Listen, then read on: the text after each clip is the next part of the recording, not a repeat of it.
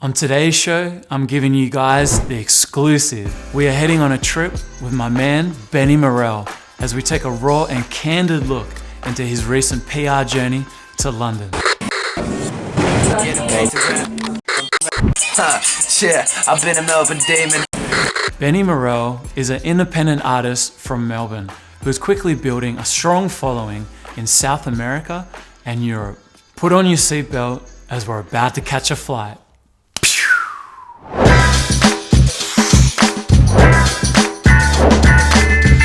Let's go, Rush! What's up? This is Benny Morrell. I'm with Rush. 3, 2, 1, action. When you're at Melbourne Airport on the way to the UK, I mean, what were your expectations for that trip? Well, to be honest, the week before we just did a big listening party for a project here and had, you know, hundreds of people from the city going there.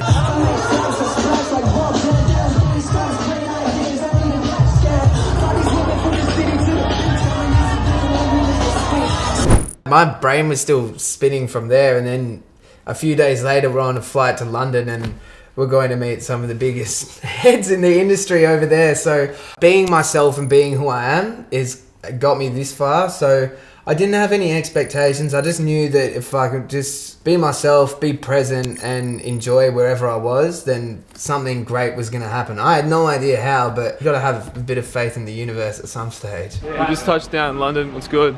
Just touched down in London town. Let's get it. He's the King of Kings and the Lord of Lords. There's sauce everywhere. The guy was pissed off. I said, I said tomato sauce and not ketchup. Correct. What? No, it's not tomato sauce, mate. It's ketchup. And a lot of good things did happen while you were over there. Tell us about the story with the radio DJ that you got to do an interview with and catch up with. Yeah, big shout out to Kish, Kash. And that's my brother for life now because he really took a chance on us. We caught up with him for some lunch and we were just sort of meeting him, and he took us back to the Soho Radio, which was this like enormous building. And this is not like the stereotype, but he brings out the tea and biscuits and like we're in the UK, which was like amazing. Then I just asked him if I could play him a couple records from my phone. I don't need any backing vocals because I am the vocals. You know that. As he's listening to the records on my phone, you can see him tapping his foot. And you can feel that, and then like he's just gassing me up like super hard. And eventually he just actually asked us to come on the show the next day. Just about to do a Soho Radio interview. Kish Kash, first international interview. But right about now, I've been looking forward to it. I've been amping up this moment since we started the show. Since I met Benny Morrell yesterday for the first time and he played me his stuff and I was just like, whoa, Benny, come on the show. And he was like, I don't know if I can. I don't know, mate, I'm busy, you know what I mean? I've come all the way from Melbourne to London. I've got things to do, chap, is what he said. To be honest, the first thing he said was that he'd play the song. And then that night I sent him my album, and then he was listening to the album. We had a couple more tracks on the iPhone, and then he was like, nah, and he re-themed his whole radio show around getting me onto it and interviewing it, which was like incredible. Wow, okay, so what is the tune that you want people to go, yo, my name is Benny Morrell, and this is me, and yo, check it. Yeah, I reckon play Hometown. Hometown? Oh man, this track blew me away. It's been in my head all day. I appreciate that. This one means a lot to me. Alright, sure. Cool. People, Benny Morrell, Hometown, let's kick it.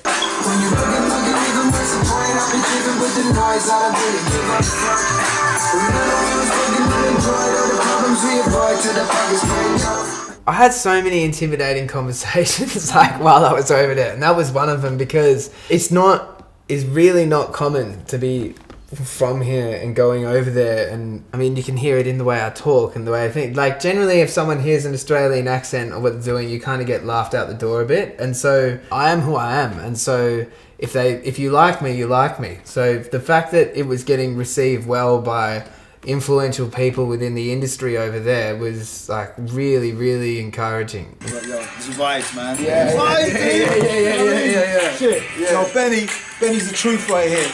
You know what I mean? I've heard some rappers. This is one of the best rappers I've heard in a minute. Not just talking about just coming out of Australia, but I'm just talking about one of the best rappers I've heard. The vibes I'm getting through this little thing, yo, when I put it on the big system, it's going to explode, swear down. Anyway, I'm playing him on the All City show every time, 100%. You know what I mean? Yo, Benny. No, that, hey, love, bro. Love, bro. Yes, love, bro. Shout out Kish Kash. Shout out Soho Radio. Oh, you wait there.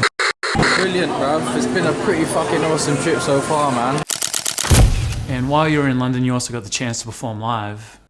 Tell me about that. Well, I have to shout out Crispy Cuts for that one because he also took a chance on me. There was a venue, TT Liquor, and then it was like, so I'm not used to playing like intimate shows either. I like being like energetic, bouncing around the stage. Like it was like, have you ever seen those Tiny Desk concerts? Yeah. It was kind of like that. Probably about 40, 50 people, and they were all just industry folks. So the guy who produced my record the night before, he came to the show because he wants to see if I can perform live. The guy's fighting Tyson Fury, Dillian White's manager Dean, who was like looking after us, who's like this enormous 6'8" dude just sitting probably like half a meter in front of me. I've got De La Soul's tour manager right there. All these people that like, and as they're walking through the door, I'm like, shit, because it's like full on. And it was pretty intimidating just being so close to a room full of people, having that raw experience of, are you going to like what I have to say? Are you going to like this music?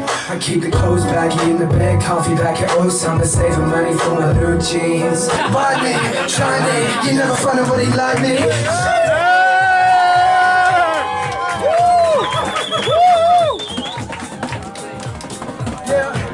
Yeah. Get it. And the fact that it did work and it came across well. I learned a lot from that because I could see what was being responded to and what wasn't as a foreign artist. This next one's hometown, so this is just about, you know, being from Melbourne. We're coming out here and it's just telling the story. So yeah, baby. Without further ado,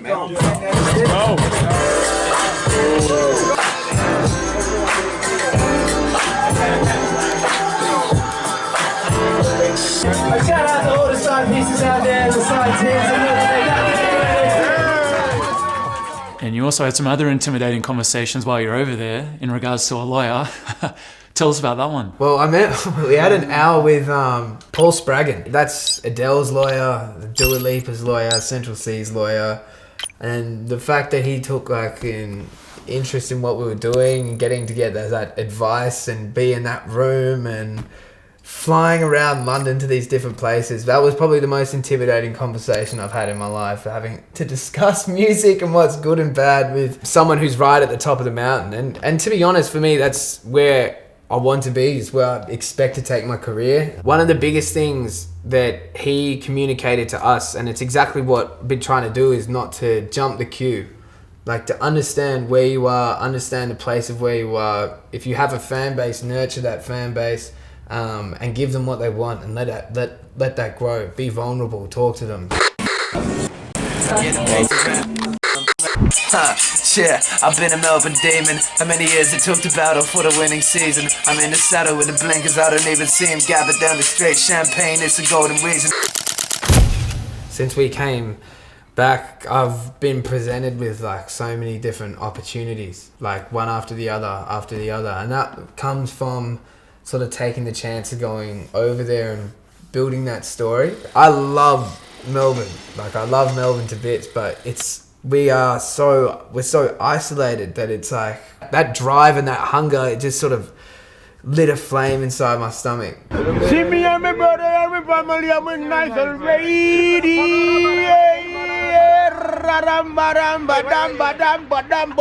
you think? Can't spell. Only good man with good vibrations. That's right, Ricardo. Excuse me. Goodbye. I was here. So you're building up in the UK, Brazil, Germany. I mean, what countries are next? There's Poland, there's Russia, there's little seedlings everywhere. I think for me, it's important to go see my fans in Brazil and South America in general, because they've been so supportive of me and my journey. And you also want to cultivate and grow the community and culture here, but also just like move around and fly the flag. So just globe trotting for the rest of the year, try and work with some amazing artists like in Europe, South America, and just keep playing big shows and trying to do the thing. Do you want to give a shout out to anyone? I want to give shout outs to obviously Q and Liam, who I went over to the UK with, and all the fans that have kind of pushed me, and shout out like Carabo for taking great photos of me that are now on UK posters and things. Shout out Crispy Cuts, Kish, Kash, Dean White. And most importantly, where can fans find your music? But you can come onto Benny Morrell on Spotify, Benny Morrell on Instagram, Benny Morrell on Facebook, Benny Morrell on YouTube, and enjoy the fruits of my labour, you know. Well, Benny, thanks so much for coming past. Man, I appreciate you having me. Cool. Sick. What happened last night? None of your business, mate. Get that camera out of